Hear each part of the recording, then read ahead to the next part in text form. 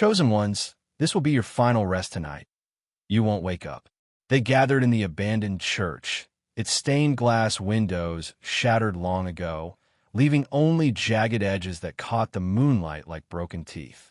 The air smelled of damp wood and melted wax, heavy with the weight of centuries of silence. Candles flickered in uneven rows along the altar, their flames trembling as though they, too, feared what was about to be spoken. Shadows crawled across the cracked stone walls, twisting into shapes that seemed almost alive. Each of them bore the same mark. A circle burned deep into their wrists, raw and red, as if some unseen hand had pressed fire into their flesh. None remembered how they had received it.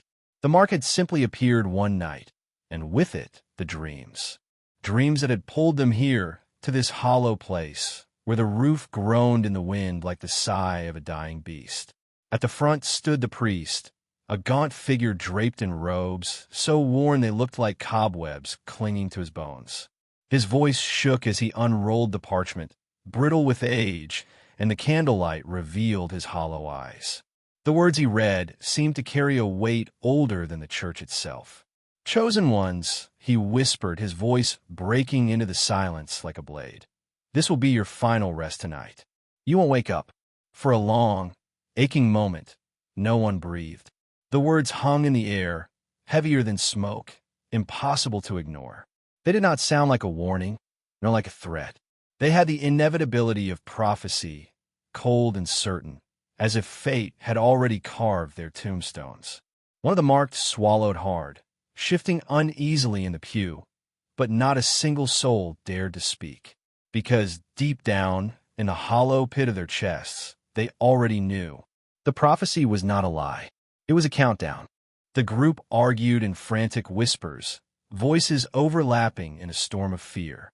Some insisted on breaking a window, others on forcing the doors, but the moment anyone touched the iron handles, their skin seared as though gripped by invisible fire.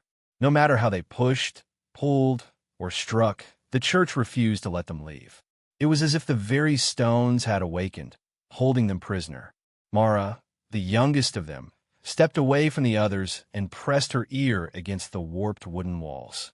Her breath caught. Beneath the surface of the wood, something was alive.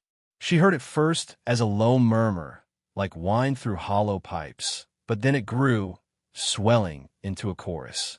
Hundreds of voices, layered, unnatural, not fully human, chanted in perfect rhythm. Sleep, sleep, sleep. Each repetition burrowed deeper into her skull, until the word felt less like sound and more like command. She stumbled back, her face pale, clutching her ears, but even then, the chant throbbed inside her bones. At the altar, the parchment shuddered as if alive. Its edges curled inward, though no flame touched it. Wisps of black smoke rose from invisible sparks. The letters, once faded and ancient, shimmered, dissolved, and then began to rearrange themselves as though guided by a cruel hand. The group froze as the words carved themselves across the page in strokes of living fire. Resist, and you burn. The message pulsed with heat. Even from several feet away, they felt their skin prickle, the air tightening like an oven door slamming shut.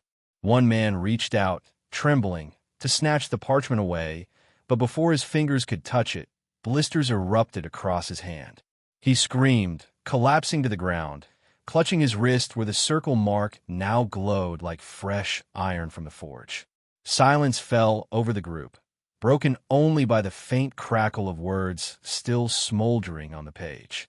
The church had given them a choice, but it was no choice at all. The church bells had long been silent, yet when midnight struck, a hollow toll seemed to echo in the bones of everyone gathered. It was then that the pain began, a sharp sting, deep and burning, pulsed from the circular brands on their wrists. One by one, they looked down in horror. The marks were no longer scars, they were wounds. Thick lines split open, and from them seeped not blood, but a black, tar-like liquid that hissed when it touched the ground. Thin trails slithered down their arms, dripping onto the wooden floorboards with a sound like embers dropped into water. Each droplet sizzled, releasing a faint curl of smoke that smelled of burnt paper and old graves. Mara's voice broke the silence, barely more than a whisper. "Not blood," she said, eyes wide. "It's ash." Her words proved true. Where the liquid fell, it didn't pool. Instead, it scattered like fine dust, forming strange, deliberate shapes. The others staggered back as the ash shifted, arranging itself into crooked letters across the rotting boards. At first, they couldn't make sense of it, but then realization spread like a contagion. The letters spelled names. Their names. One by one, each droplet carved identity into the floor, as if the church itself were taking roll. With every completed name, the floorboards rattled, a low vibration rolling beneath their feet. The candles shook, flames stretching unnaturally tall, casting warped shadows that seemed to laugh across the walls. When Mara's name burned itself into existence, the trembling grew sharper, like a heartbeat under the church's skin. A loud crack echoed above them as dust rained down from the rafters. It was no longer just prophecy. The church was binding them, naming them, claiming them. And whatever had started, there would be no turning back. The weight pressing on them grew heavier with each passing minute, as though the whispers outside had seeped into their blood. Their eyelids dragged downward, their breathing slowed, and the air itself thickened with the lull of sleep. No matter how they pinched, clawed, or shook themselves, the exhaustion deepened like a tide they couldn't escape. Jonah was the first to give in. He fought it for as long as he could, his head jerking up every time it dipped forward, his lips muttering desperate prayers. But at last his body betrayed him. With a low groan, he slumped sideways across the wooden pew, his eyes fluttering shut. His chest rose once, twice, then stilled. The silence that followed was unbearable. For a moment, it seemed he had simply fallen asleep. But then the air above him quivered, warping like heat rising from stone. From Jonah's still chest, something began to emerge. It was tall, thin, wrong. A figure peeled itself out of his body, stretching upward like a shadow learning to walk. Its limbs were long and crooked, bending at angles too sharp for bone. Its face, or what should have been a face, was a smooth plane of flesh, pale as chalk. Yet somehow, they all knew it was smiling. A horrible, mocking smile that existed without lips, without teeth, without a mouth at all. Mara's scream tore through the church as Jonah's body withered before their eyes. His skin cracked, flaking like dried clay, his clothes collapsing inward as his frame turned to dust. Within seconds, nothing remained but a thin layer of ash on the pew where he had once sat. The faceless figure turned its head toward the rest of them. Though it had no eyes, they felt its gaze, cold, unblinking, suffocating. The marks on their wrists burned hotter, pulsing like a second heartbeat, warning them. But the whispers outside grew louder, chanting in rhythm with the thing's presence. Sleep, sleep, sleep. And now they understood. To close their eyes was to surrender more than rest. It was to surrender. Mara's hands shook as she searched the altar, her fingernails scraping against the splintered wood. Something cold brushed her fingers, a metallic shape wedged between stone and rot. She pulled it free and gasped. It was an old iron key, blackened with rust, heavy as though it carried the weight of centuries. Strange carvings spiraled along its shaft, marks too precise to be random, too ancient to be understood. When she held it up, the candle flames bent toward it, flickering in reverence or fear. The others pressed in close, hope flickering across their terrified faces. Without hesitation, Mara staggered to the church doors. Her wrist mark burned so fiercely she could barely keep hold of the key, but she forced it into the lock. The metal turned with a groan that shook the hinges, and with a final click, the doors creaked open. Every breath caught at once. It wasn't outside. Beyond the doorway was not the night, not the cold air of freedom, not even the cemetery that should have lain beyond the church steps. Instead, the threshold opened into a familiar, intimate space. A bedroom. Her bedroom. The sheets on the bed were pulled back as though inviting her to lie down. The curtains drifted in a breeze she couldn't feel. A photograph on a nightstand showed her smiling face, frozen in a moment she barely remembered. The scent of her pillow, lavender and dust, floated out to meet her. Behind her, the others cried out. They each saw it too. Not one room, but many. For each of them, the doorway shifted and warped, revealing their own beds, their own homes, their own waiting silence. The truth struck Mara like ice through her veins. The prophecy had never been about dying here, within the cracked walls of the church. The church was only the gathering place, the cage that held them long enough to understand. The real end, the true sleep, was waiting in their own homes. If they returned, if they laid down in those familiar beds, they wouldn't wake. The church wasn't their tomb. Their homes were. One by one, the survivors stepped through the doorway, leaving the church behind. The night air never touched their skin. There were no streets, no stars, no world outside. Instead, they found themselves stumbling into the quiet stillness of their own homes, as if they had been carried there without walking. Their bedrooms looked exactly as they remembered, familiar, safe, comforting. Yet the comfort was wrong, sickly, a mask stretched over something alive. The air was heavy, thick with the scent of linen and dust, but underneath it lingered the faint copper tang of blood. And they saw the pillows. They weren't still. They rose and fell in slow, rhythmic motions, pulsing as though lungs were hidden inside them. With every beat, the fabric stretched, straining like skin over bone. The sound was faint but undeniable, a muffled thump, steady as a heartbeat. Their beds were breathing. Fear tightened their throats. Some pressed against their walls. Others staggered toward the door, desperate to escape. But when the first survivor yanked their door open, expecting the hallway or the street beyond, they froze. It wasn't the outside world waiting for them. It was another bedroom. Not their own, but someone else's. Another bed, another pulsing pillow, another photograph of a life that belonged to them but wasn't theirs. Panicked, they fled to the next door, and the next, but each one only opened to more rooms. More beds, more silent invitations. It was a labyrinth, infinite and suffocating. A maze of endless bedrooms, each one waiting with a heartbeat that wasn't theirs. The walls seemed to shift as they moved, folding back into themselves, trapping them deeper in the dream. Mara clutched her wrist, feeling the mark burn hotter, the ash inside her veins stirring. She understood now. The prophecy hadn't lied. Sleep would claim them not in the church, but here, in the endless prison of their own beds. And the maze had no exits, only endings. That night, the voice returned. It didn't whisper from the walls anymore. It thundered from everywhere at once, seeping from the floorboards, the ceilings, even from the air inside their lungs. The sound wasn't sound at all. It was weight pressing against their skulls, forcing their thoughts into silence. Sleep and be devoured. Awake and burn. The command rippled through their bones. Every word felt like iron shackles tightening, dragging them downward. Their eyelids sagged, leaden and unmovable. Their muscles ached with exhaustion, so deep it was almost agony. Some staggered forward as if drunk, their legs unable to hold them. Others collapsed against the walls, gasping for breath. Desperation set in. To resist, a few clawed at their own faces, raking bloody lines across their cheeks, just to feel pain, just to remain awake. The sting kept them conscious for a moment, but the relief was fleeting.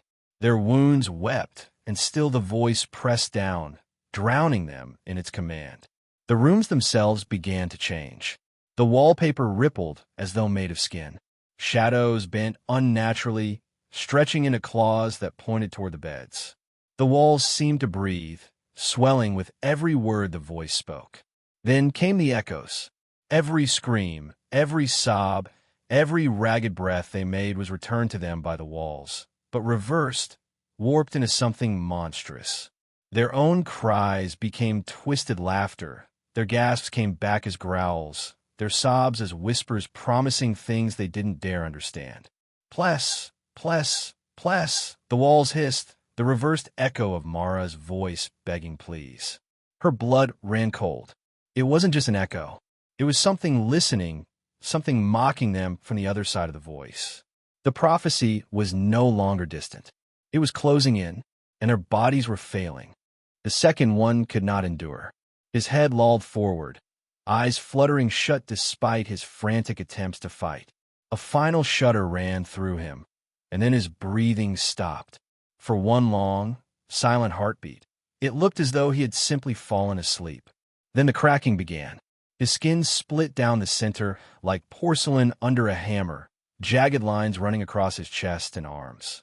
A hollow, brittle sound echoed through the room as if the very bones beneath were shattering. His companions screamed as the fissures widened, spilling no blood, only darkness, thick and crawling like ink come alive. From within that darkness, something clawed its way out. It was insect-like but wrong, too large, its body made of jagged limbs that scraped the walls as it pulled itself free. Its many legs bent backward, jointed in unnatural ways, each tipped with hooked talons that screeched against the floorboards. Its head had no eyes, only a gaping mandible that clicked and snapped with hunger. The thing let out a shrill cry that rattled the glass of the picture frames, a screech so sharp it felt like needles driven into their ears. As they covered their heads in agony, the creature turned back to the cracked open husk of the man, something pale and fragile. His soul was writhing inside, struggling to escape. With a sickening lunge, the insect seized it in its claws and dragged it downward, straight into the waiting bed. The mattress split open like a mouth, sheets stretching into lips, springs groaning like bones. The soul screamed once before the bed snapped shut, swallowing it whole. In an instant, both body and spirit were gone. Only the faint, rhythmic pulse of the pillow remained, as though it had grown stronger, fuller from the meal. The survivors staggered back, their marks blazing with unbearable heat. The prophecy was no longer something whispered in shadows, no longer a distant threat. It was here. It was happening now, and it was hungry. Only 3 remained now, Mara and 2 others, their faces pale, eyes bloodshot from sleepless terror. The maze pressed in on them, endless rows of pulsing beds thumping like monstrous hearts, shadows twisting along the walls, growing bolder with every passing second. Mara's mark blazed brighter than ever, searing her flesh from the inside out. She could feel it pulsing in rhythm with the voice, as though her very veins were no longer her own. Something inside her screamed that the mark wasn't just a curse.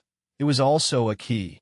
With a cry torn from the deepest pit of her lungs, she took her trembling hand and dragged her fingernails across the glowing circle on her wrist. Flesh tore open. Pain exploded, white-hot, and she screamed as thick rivers of black ash gushed from the wound. The others recoiled in horror, but Mara forced herself to stay upright, guiding the flow with her bloodied hand. The ash spilled across the floorboards, writhing like molten tar, and where it fell it ignited, black fire burning without flame. Slowly, painfully, Mara carved a circle wide enough to hold the 3 of them.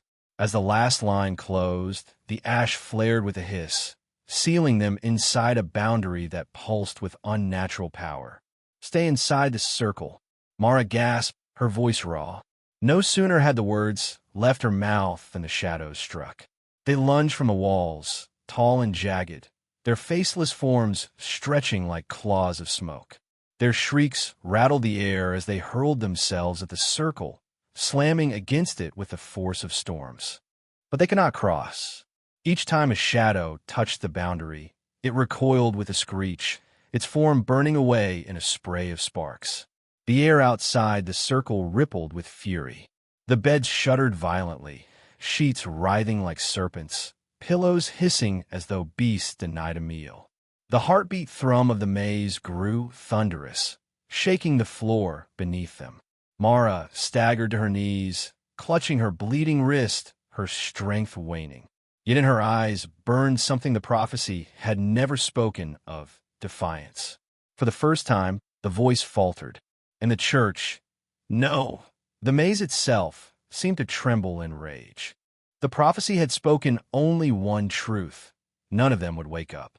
Every desperate attempt, every scream, every moment of defiance had only delayed what was already written.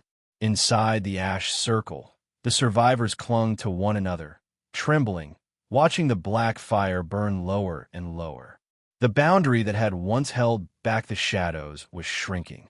Slowly, inevitably, the circle tightened around them like a noose being drawn closed. Mara's chest heaved as realization struck her. The voice had never been threatening them. Every word, sleep and be devoured, awake and burn, hadn't been a curse. It had been a promise. Not of peace, not of dreams, but of surrender. "This isn't sleep," she whispered, tears streaking her face.